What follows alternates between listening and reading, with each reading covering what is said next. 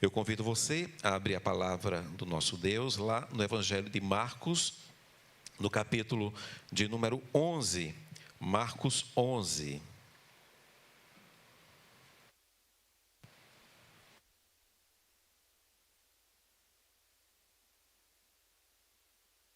Eu vou ler do versículo de número 15 até o versículo de número 19. Marcos, capítulo 11, versículo 15 até o versículo de número 19. Antes de nós lermos, deixa eu perguntar algo a você. Você já se sentiu uma pessoa deslocada? Como se não estivesse no lugar devido? Como se lhe faltasse alguma coisa? Como se as coisas não fluíssem muito bem?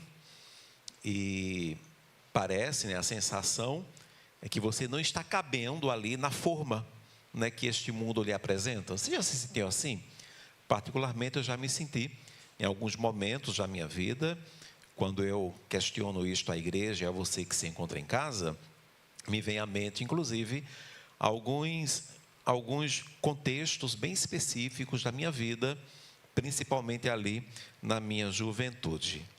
E eu creio que Deus ele tem algo a falar com você que vivencia esses sentimentos ou que porventura venha vivenciá-lo. Para isto, nós vamos usar então como base Marcos capítulo 11, versículo 15 até o versículo de número 19, e a palavra do nosso Deus nos diz assim: E foram para Jerusalém, no caso Jesus e os seus discípulos. Entrando ele no templo, passou a expulsar os que ali vendiam e compravam, derrubou as mesas dos cambistas e as cadeiras dos que vendiam pombas. Não permitia que alguém conduzisse qualquer utensílio pelo templo, e também os ensinava e dizia: está escrito, a minha casa será chamada casa de oração para todas as nações. Aqui é um questionamento que ele faz. Vós, porém, ele confirma e afirma, a tendes transformado em covil de salteadores.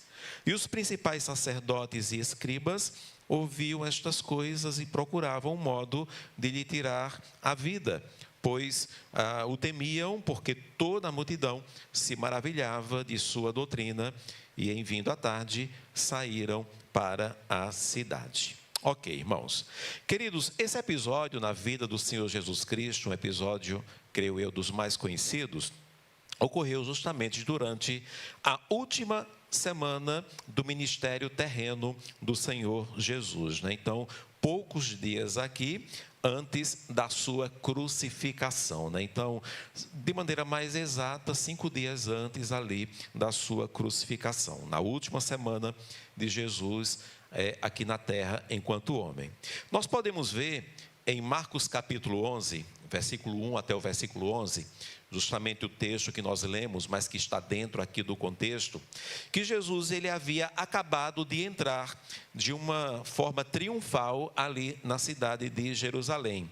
Então, ele foi recebido ali pela multidão, ou multidões, essas multidões que lançaram diante do Senhor Jesus ramos ali de oliveira e também fizeram aclamação de hosanas ao Senhor Jesus, exaltando ali a um título de rei. Então, o povo ali em Jerusalém esperava um Messias que libertasse Israel do domínio romano, isso de uma forma bem literal. Mas Jesus, ele sempre demonstrou que ele tinha, de fato, ali uma missão muito maior do que esta aguardada pelos judeus. E a missão maior de Jesus era restaurar justamente o relacionamento entre Deus e os homens, Então, esse relacionamento que havia sido quebrado e que, de maneira muito clara, desde os dias de Malaquias, que se encontrava ali totalmente deteriorado. E aí, então, ele se aproxima do templo, ele vai adentrar no templo, o templo de Jerusalém. Ele era ali o centro da vida religiosa judaica, né? Então, tudo o que acontecia em termos religiosos aconteciam ali dentro do templo. Milhares de peregrinos vinham ali de várias regiões, não apenas da Judéia, mas até de outras nações, para justamente celebrar ali a Páscoa e também oferecer sacrifícios ao Senhor, né? Cultuar a Deus por meio de sacrifícios dentro do templo. Então, aproveitando esse grande movimento que sempre ocorria ali no templo, e em especial, né, todos os anos, nessa festa, que era uma festa ali, né, maior, né, uma festa tremenda, a festa da Páscoa, aproveitando esse grande movimento, havia então se desenvolvido ali no templo, ou nas nuances do templo, um sistema comercial, justamente ali nos arredores do templo, né, da casa do Senhor. Então, que sistema comercial era este? Vendedores que ali ficavam, né, que abriam ali a sua banquinha de vendas, né, o seu ponto de vendas. Vendedores ofereciam animais para sacrifícios, né? Então, para que houvesse uma facilitação para aqueles que vinham principalmente de longe, e chegando ali no templo, tivesse de maneira mais cômoda como adquirir um animal para o sacrifício. E aí, por outro lado, havia também umas banquetas de cambistas, né? E esses cambistas, eles trocavam as moedas estrangeiras, que vinham de todos os lugares, né? Com todos os homens que vinham de todas as nações, trocavam essas moedas estrangeiras justamente pela moeda que era aceita para o pagamento ali de impostos dentro do templo. Então, criou-se esse sistema de comércio ali dentro. E, ao que tudo indica, um sistema muito grande, né, muito fervoroso, efusivo, né, naquela situação, a ponto de, inclusive, chamar a própria atenção do Senhor Jesus. Então, embora essas atividades elas pudessem ter uma certa utilidade prática, porque gerava, sim, uma certa praticidade para todos os povos que vinham para o templo, elas haviam também se tornado ali um meio de exploração financeira e também bagunça ali no meio do culto, além de desvirtuar o coração e a mentalidade daquele que iria oferecer um sacrifício a Deus, né? Porque, primeiro, muitos peregrinos, né, muitos estrangeiros que chegavam ali, então, pessoas que eram de outras nações, ou peregrinos de lugares mais distantes ali na Judéia, eles eram obrigados a pagar taxas que eram abusivas, né, acima ali do natural, que já era alta, né, acima daquilo que era aceitável, que já era difícil. Eles pagavam taxas abusivas ali e preços muito elevados, justamente porque haviam ali atravessadores, né? Haviam ali cambistas fazendo esse trabalho. Além disso, o comércio ele estava também ali ocupando áreas que deveriam ser destinadas em específico para a oração, né, para o culto, né?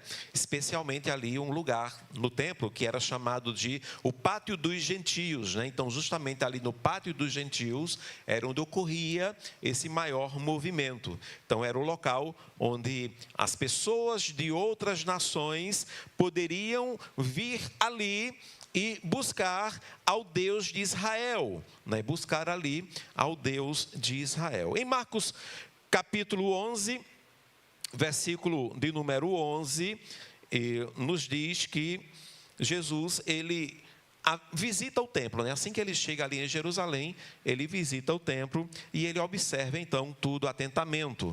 Então, capítulo 11, versículo 11, diz que quando ele entrou em Jerusalém, logo após ele ser ali aclamado, né? Logo após aquele momento efusivo de alegria ali do povo, diz então que ele entra no templo, ele tendo observado tudo, e aí, como já fosse tarde, ele saiu para Betânia, então, com os seus 12. E é interessante que logo após que acontece isso, o versículo 11, ele entra no templo, ele observa e ele sai.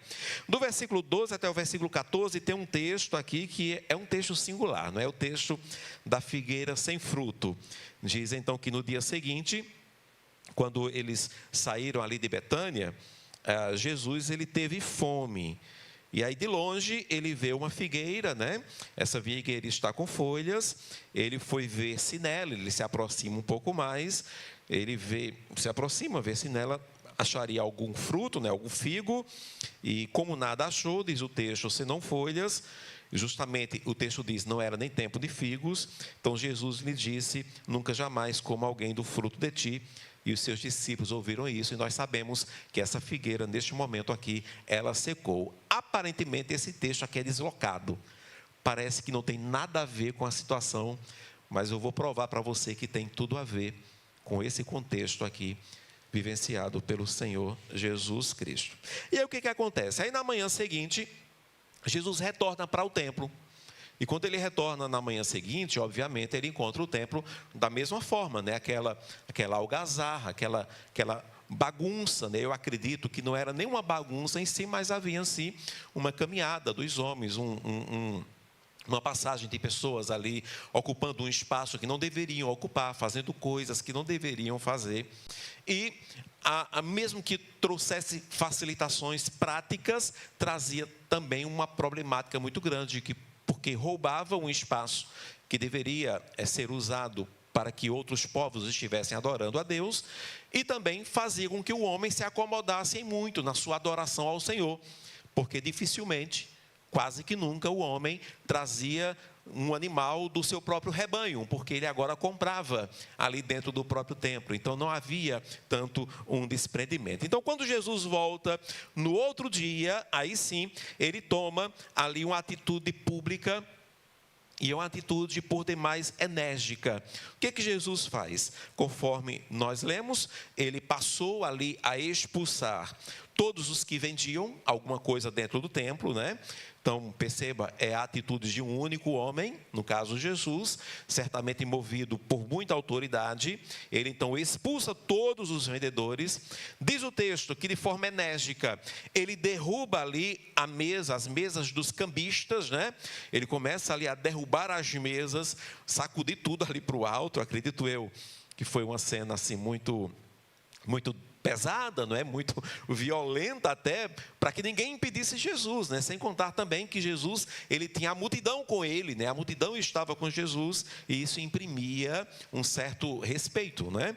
E Jesus, com essa atitude dele, ele impediu então que o templo ele continuasse sendo usado ali como um local de comércio. Em seguida, Jesus então ele traz aquela célebre revelação, né? Ele traz uma palavra, não é bem um ensino, na realidade Jesus recita ali um texto bíblico, quando ele diz que a casa de Deus deveria ser uma casa de oração para todas as nações, uma casa de oração.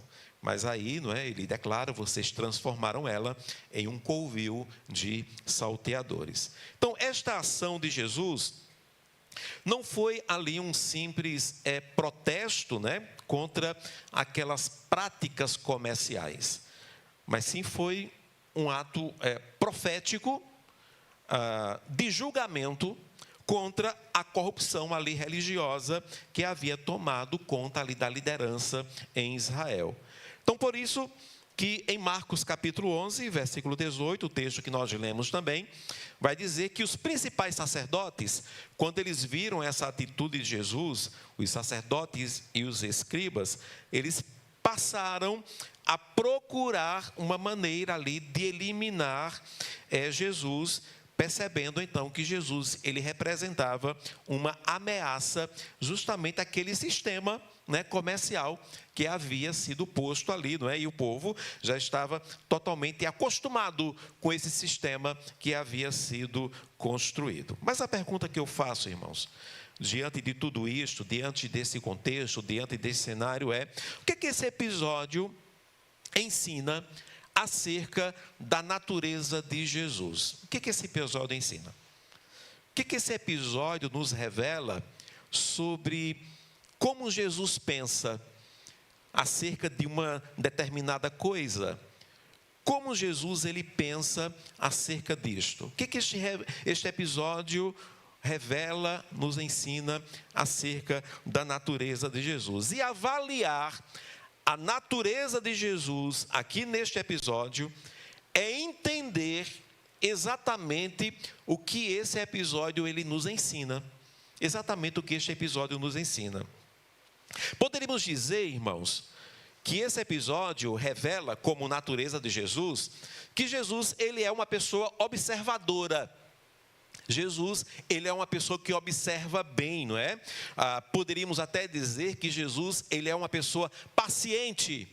Ele é alguém que não age com impulso, não é? Marcos capítulo 11, versículo 11, diz que no dia que ele chegou em Jerusalém, que ele é aclamado ali como rei, ele entra no templo, ele vai até o templo, ele chega no templo, ele encontra aquela situação, ele encontra aquela balbúrdia, ele encontra aquela confusão, e diz o texto que ele observa tudo, pacientemente. Então ele é um homem de observação. Então esse texto nos revela essa natureza de Cristo. Ele é um homem que observa, ele é paciente, ele não age no impulso, ele já havia ido no templo, ele não faz nada, ele só observa a situação. No dia seguinte, ele retorna e aí sim, ele toma uma atitude. Então poderíamos dizer que Jesus, ele é um bom observador, mas não é sobre isso. Não é sobre isso, irmãos.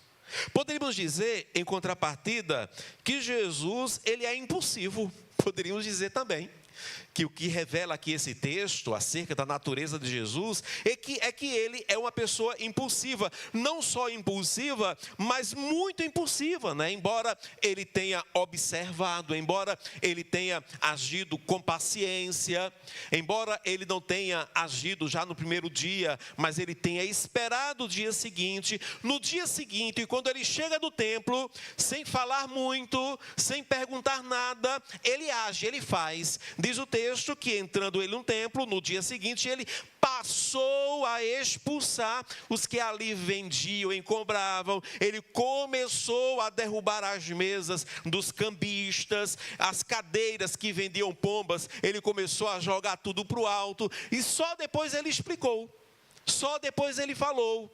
Então Jesus, poderíamos dizer que esse texto revela uma natureza impulsiva.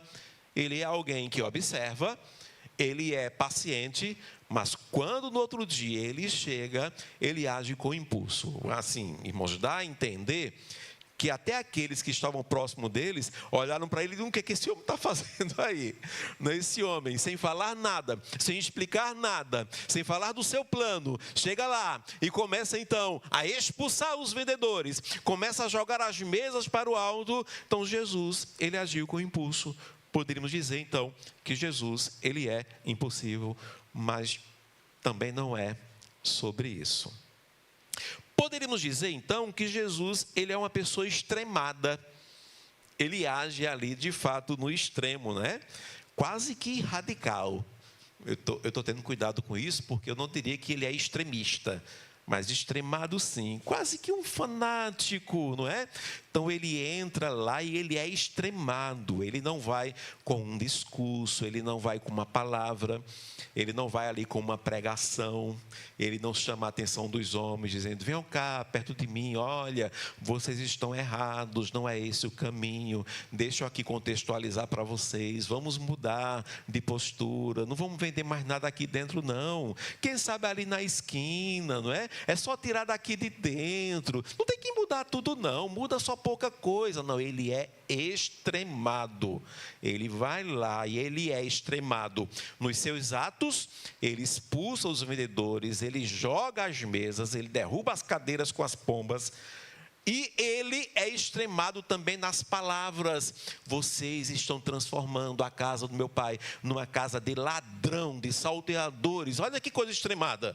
Alguém poderia dizer: não, não estamos fazendo isso, né? Então, que radicalismo é esse?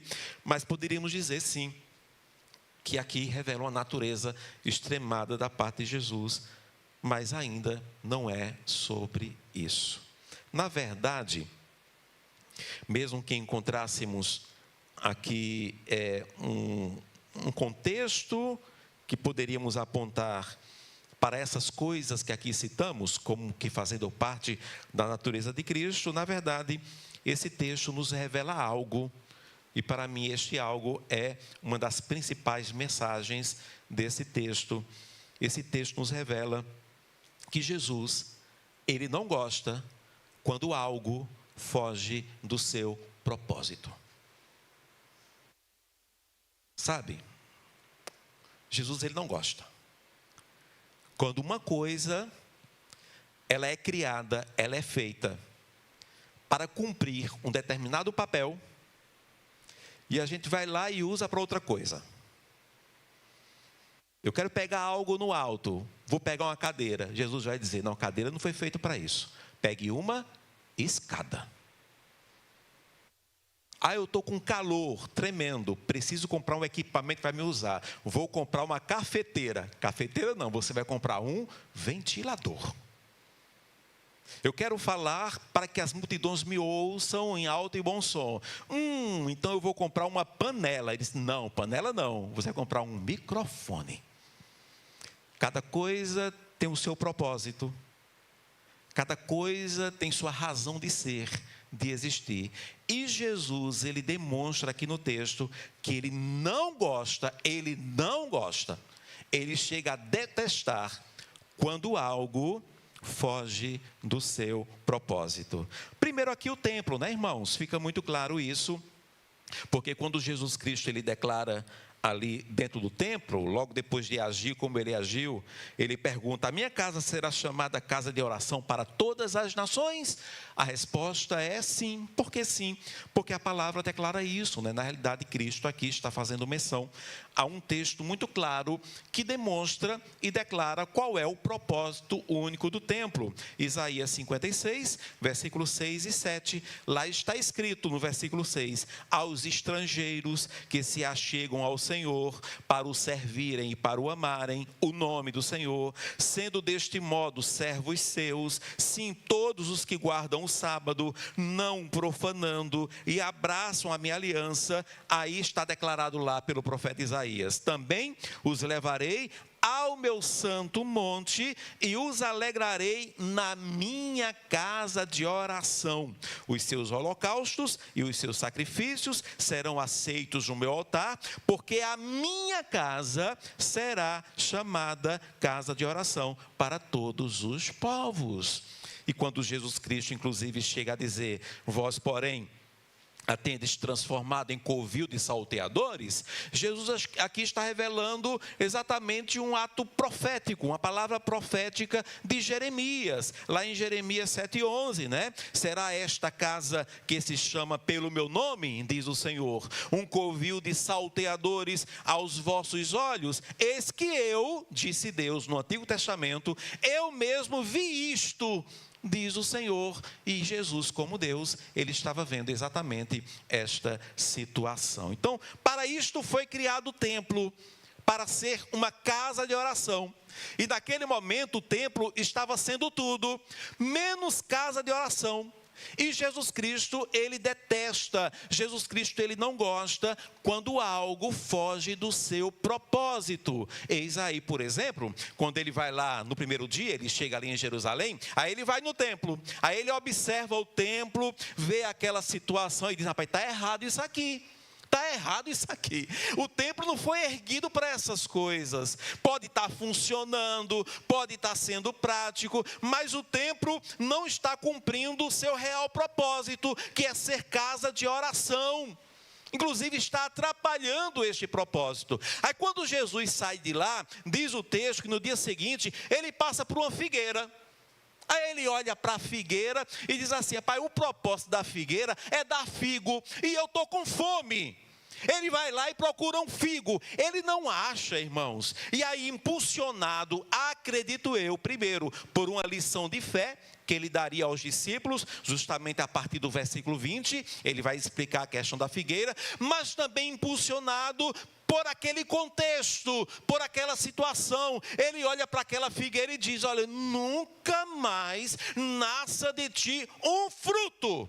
Nunca mais. Por quê? Porque a figueira não estava cumprindo o seu propósito. E detalhe, ele é tão extremado, Jesus, ele é tão radical em alguns aspectos, que o escritor Marcos, ele chega a dizer que nem era tempo de figo. nem era tempo de figo, mas ele queria figo. E o texto diz a seguir que quando os discípulos passam por ele em um outro momento, diante daquela figueira, como é que ela está? Seca. Seca. Jesus estava ali em um contexto em que ele fica altamente decepcionado, porque o templo não estava cumprindo o seu propósito. Então, quando ele passa por uma figueira naquele mesmo contexto, parece-me que ele se irrita um pouco. Ele procura, ele estava com fome, ele procurou um figo. Figueira tem que dar figo. E a figueira não estava cumprindo o seu propósito. E para ele não era uma desculpa aceitável não ser tempo de figo. Você entendeu que esse texto da figueira não está tão deslocado? Uma das principais lições desse texto é que ela revela esta natureza de Jesus. Jesus, ele é alguém, ele é um homem, ele é um Deus, que ele não gosta, ele chega a detestar quando algo foge do seu propósito. Aí eu pergunto, irmãos, para que nós nascemos? Para que foi que você nasceu? E muitos que estão acompanhando esta live, que nem conhecem a Jesus, que já perguntaram assim, em meio àquela situação que nós falamos no princípio, se sentem deslocados, não é?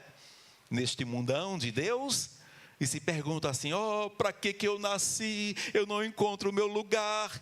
Para que nós nascemos? E eu quero aqui, em rápidas palavras, apontar aqui algumas razões pelas quais nós nascemos. Qual é o meu e o seu propósito? Qual é o meu e o seu propósito? Qual é a minha e a sua razão de existência? Razão de viver?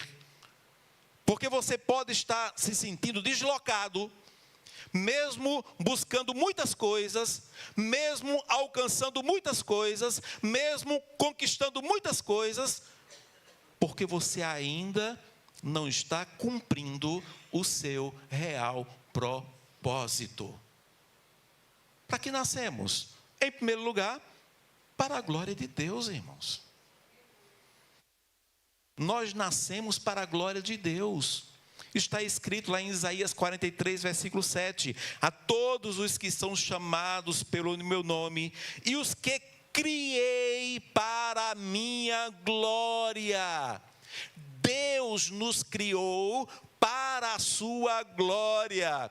Deus te criou para a sua glória. Você existe, você é para a glória de Deus.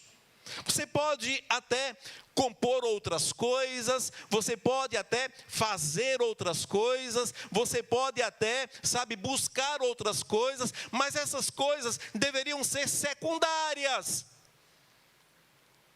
A primazia, o essencial, o que vem em primeiro lugar é glorificar o nome do Senhor através da sua vida. Foi para isso que você nasceu. E se você não glorifica a Deus, você não está servindo para nada. Nada. Se a sua vida não glorifica ao Senhor, se a sua vida não exalta a Deus, se a sua vida não aponta para Ele, você não serve para nada. Você está tentando colocar uma roda dentro de um quadrado, você enfia, não passa, porque não é o propósito, não é o seu papel, não encaixa, não encaixa. Aí você derrama suor, você corre atrás do vento, vive um ciclo vicioso de luta, guerra, vitória, luta, guerra, vitória, luta, guerra, vitória, conquistas e perdas. E vem um dia como esse, no seu aniversário, e você fica, não conquistei nada, não fiz nada, não tem propósito minha vida, para que eu nasci, do que vale? Porque você não está cumprindo o seu papel. Entende isso? Você não está cumprindo o seu papel. Você pode até fazer outras coisas bem feito, mas não te completam, não é verdade? Não te completam. Você conquistou coisas que você desejava tanto, chegou. Você olha e diz, ainda não é isso? Aí fica correndo atrás do vento, porque você nasceu para a glória de Deus. Para que nós nascemos? Em segundo lugar, para ter comunhão com Deus. Não apenas para a glória de Deus, mas também para ter comunhão com Ele. Quando Deus criou, lá no princípio, Adão e Eva, diz o texto bíblico que Deus os colocou no jardim do Éden. E ali diz o texto que quando Ele coloca Adão e Eva, ali no primeiro casal, no jardim, diz o texto que Deus, Ele mantinha ali um certo relacionamento com eles, né? Num texto maravilhoso da palavra do Senhor, muito lindo, lá em Gênesis 3:8 está escrito que ouviram a voz do Senhor Deus, e esse Deus, olha que coisa linda, Ele passeava no jardim pela viração do dia. Olha, nenhuma outra criação de Deus, nenhum outro ser vivo de Deus tinha este privilégio. Só o homem, só Adão e Eva. E na história da palavra de Deus, nós vamos encontrar sempre esse Deus, o Deus verdadeiro, Ele prezando, Ele buscando este relacionamento com o homem. O homem foi criado para ter comunhão com Deus. Para isto você foi criado, para comungar com Deus, para caminhar com Ele, para ter intimidade com Ele, para falar com Ele, para ouvir a voz dEle, para estar junto a Ele. Se você não faz isso com primazia, em primeiro lugar, a sua vida está sem propósito.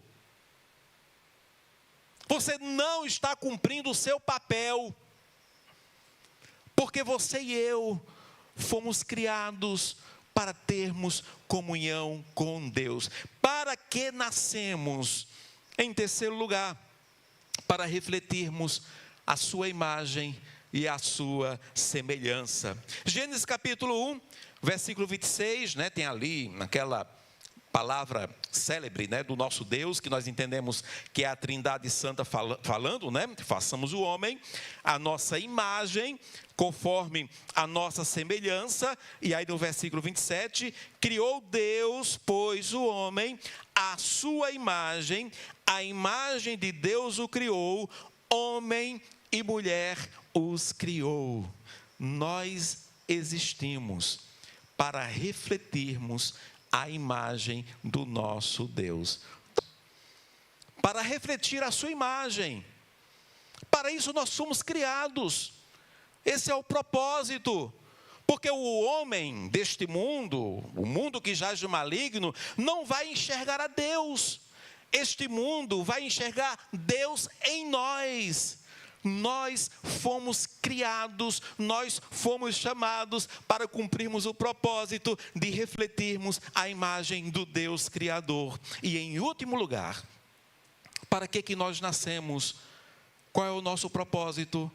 Para vivermos em obediência e adoração. E aqui, irmãos, um texto sublime da palavra do nosso Deus. Eu amo onde esse texto se encontra. Eu amo o contexto desse texto. Eu amo o fato de quem ter escrito esse texto foi exatamente este homem, no caso aqui Salomão. Eclesiastes capítulo 12. Logo após Salomão, ele gozar de todos os prazeres desta vida, buscando ali a verdadeira felicidade. E nunca encontrando ali o verdadeiro propósito, né, para a sua alma, para a sua existência. Depois de trazer muitos conselhos e direcionamentos, depois de chegar a declarar, olha, eu provei de todas as coisas, se você também ousar, né, provar de todas as coisas, faça, mas saiba que Deus vai te cobrar por todas elas. E no finalzinho ele vai dizer em Eclesiastes capítulo 12, versículo 13, teme a Deus e guarda os seus mandamentos, porque isto é o dever de todo homem.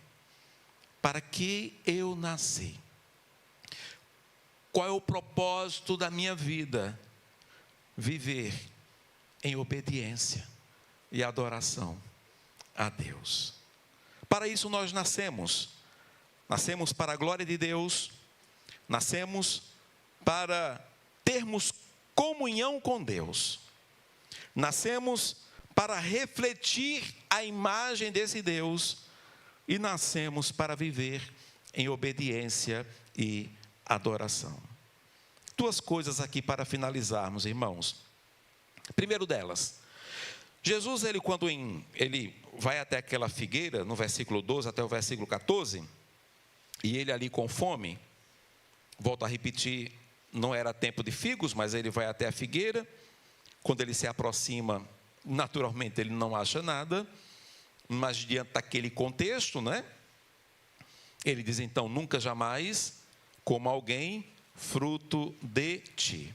Versículo 20 diz então que na manhã seguinte, após este episódio, os discípulos ali viram que a figueira secara desde a raiz.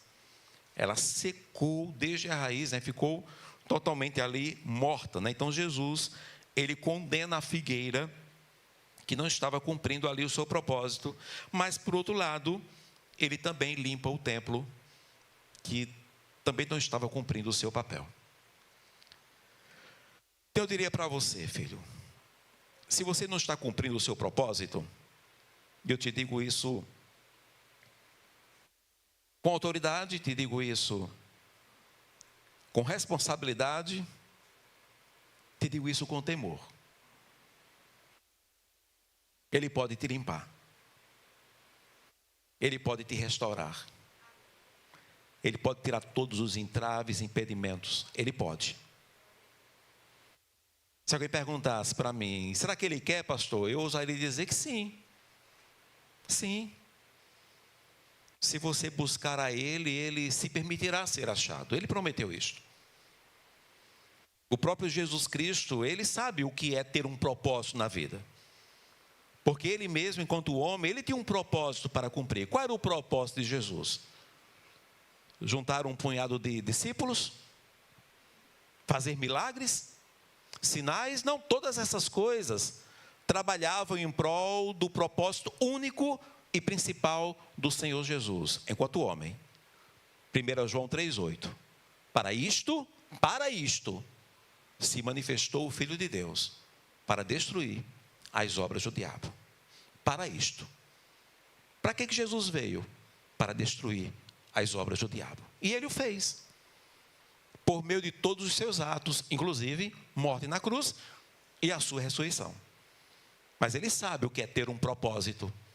Em alguns momentos, um ou outro, como Pedro, disse para ele: não, Senhor, tu não vais morrer. E ele repreendeu, porque ninguém tiraria Jesus do seu propósito. Ele sabe o que é ter um propósito. Ele pode te limpar. Ele pode te colocar nos trilhos. Ele pode fazer com que você, que não está cumprindo o papel para o qual você foi chamado, e por isso se encontra vazio, perdido, deslocado, ele pode ajudar a limpar este templo.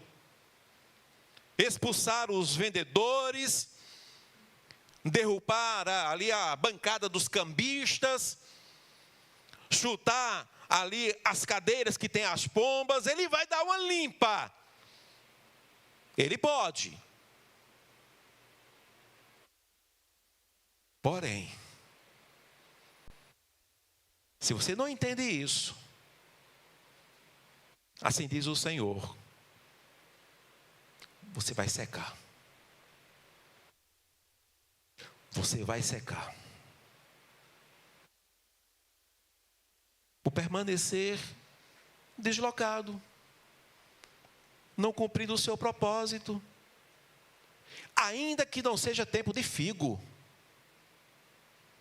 Porque em muitos momentos a gente diz para o Senhor: ainda não é tempo.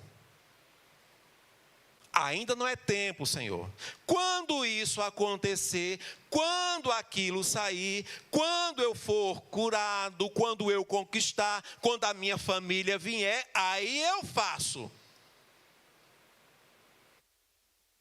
Ainda que não seja tempo de figo, Ele quer hoje, agora. Porque senão Ele diz assim: seca. Seca. A mão de Deus, como o Jane falou hoje de manhã, né? O próprio Jesus, textos maravilhosos, que Ele não precisava, mas Ele tocava as pessoas. Que toque, né? O do Senhor Jesus. Mas a mão de Jesus que alisa, a mão de Jesus que dá carinho, é a mão que pesa. E a palavra diz: coisa terrível, maldita, é cair nas mãos do Deus poderoso. Está se sentindo perdido, deslocado,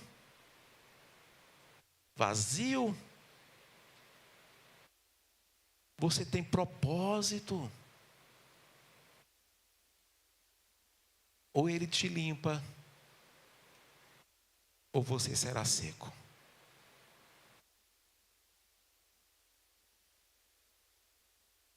Não erreis. Não erreis. Diz o Senhor: de mim ninguém zomba. Aquilo que o homem semear, isso ele vai colher.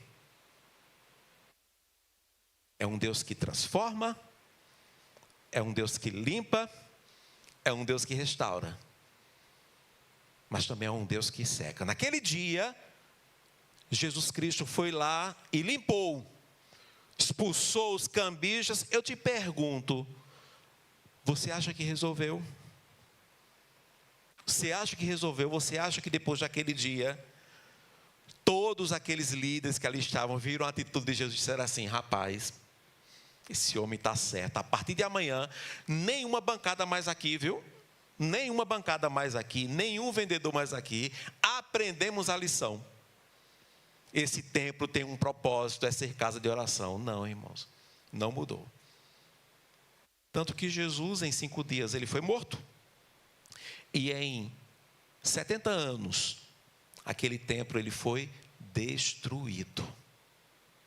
Totalmente destruído. Como disse Jesus, não ficará pedra sobre pedra. Você tem um propósito. Tem um propósito. Eu lembro quando eu era mais jovem e eu resolvi conhecer o mundo, criado no lar evangélico. Minha mãe, que é tímida, vocês viram, minha mãe é muito tímida, muito tímida. E ela dizia assim para mim: eu lhe consagrei ao Senhor. Eu lhe consagrei ao Senhor. Mas eu estava tão cheio de mim que eu mal ouvia. Eu queria encontrar o meu propósito no mundo. E eu vou dizer para você, eu procurei, viu? Procurei. Mas não achei. Não achei. Nada preenchia um vazio que havia dentro em mim. Nada me completava. Nada. Porque meu propósito era outro. Eu fui criado para a glória de Deus. Eu fui criado para ter comunhão com Ele. Eu fui criado para ser a imagem dEle. Nada preenchia.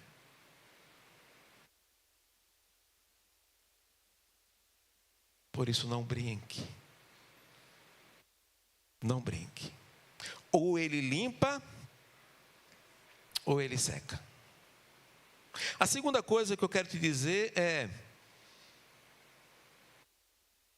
Marcos capítulo 11, no versículo 18, diz que logo após Jesus ele causar o que ele causou, diz que os principais sacerdotes que ali estavam, os escribas, eles ouviram estas coisas que Jesus viram o que ele fez e ouviram o que ele falava, e aí procuravam um modo de tirar a vida de Jesus, né? Diz o texto, pois o temiam. Não é que eles tinham medo de Jesus, né? O temiam a Jesus. Não é que eles tinham medo de Jesus, mas eles declaram, temiam a Jesus porque toda a multidão se maravilhava de sua doutrina, né? Então eles procuraram uma maneira de eliminar Jesus, porque Jesus ele representava naquele momento, como eu disse no princípio, uma ameaça àquele sistema ali comercial que havia sido criado.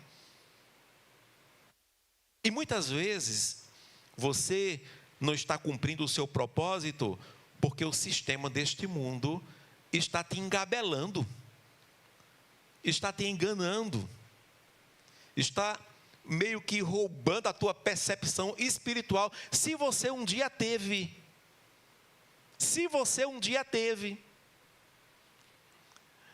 fazendo com que você não cumpra o propósito para o qual você foi chamado, e ainda assim se sinta em determinados aspectos como que fazendo a vontade do Senhor, engolindo o sistema deste mundo. Mas quando Jesus Cristo vem, Ele é uma ameaça para esse sistema. Ele rompe com o status quo. Ele nos tira do lugar comum. Ele nos tira do lugar comum. Há um versículo bíblico que nós recitamos muito, e aqui eu já vou finalizar. Esse versículo bíblico a gente fala muito em momentos de luta, já na vida dos nossos irmãos. A gente fala assim, quando alguém está sofrendo: sabemos que todas as coisas cooperam para o bem daqueles que amam ao Senhor. E a gente para aí. E a gente diz assim: se você ama a Deus, você ama a Deus? Aí o cara está sofrendo: amo, Deus sabe que eu amo Ele. Então, tudo isso vai cooperar para o seu bem. Fique tranquilo. Mas não é isso que o versículo diz apenas. O versículo diz: sabemos que todas as coisas cooperam para o bem daqueles que amam a Deus, daqueles que são chamados segundo o seu propósito. Você foi chamado por Deus segundo um propósito que Ele tem no coração. Ele separou para ti. É para estes que entendem para o que nasceram, para o que foram chamados. É para estes que certamente amarão a Deus, que todas as coisas vão cooperar para o seu bem. Na vida daqueles que não cumprem o seu propósito, nem toda coisa vai cooperar para o seu bem não, viu? Muitas coisas virão para secar, para destruir, para condenar, até para ensinar, pela dor, mas virá, por perdas, por danos. E se vier, ainda é misericórdia do Senhor, para que em algum momento haja um despertar no teu coração, e finalmente você diga assim: Senhor, pequei contra os céus e diante de ti. Não sou sequer digno de ser chamado teu filho, mas eu voltarei para a casa do meu pai. E eu quero pelo menos ser recebido por ele como um dos seus servos. E aí a pessoa vem no momento de clareza e volta para a casa do Pai. Que Jesus nos abençoe. Que Jesus te abençoe. O templo teve um propósito. A figueira tinha um propósito. Você e eu, como todas as coisas, temos um propósito. Quem sabe o meu propósito não foi viver até os 53 anos de idade, para nessa noite ainda ter tempo de dizer a você: ei, volte para o seu propósito, não brinque, porque Jesus, Ele está indo até você e Ele quer figo. Ele quer, Ele deseja, e se Ele não encontrar fruto, Ele vai dizer: seca. Que Deus nos abençoe, irmãos.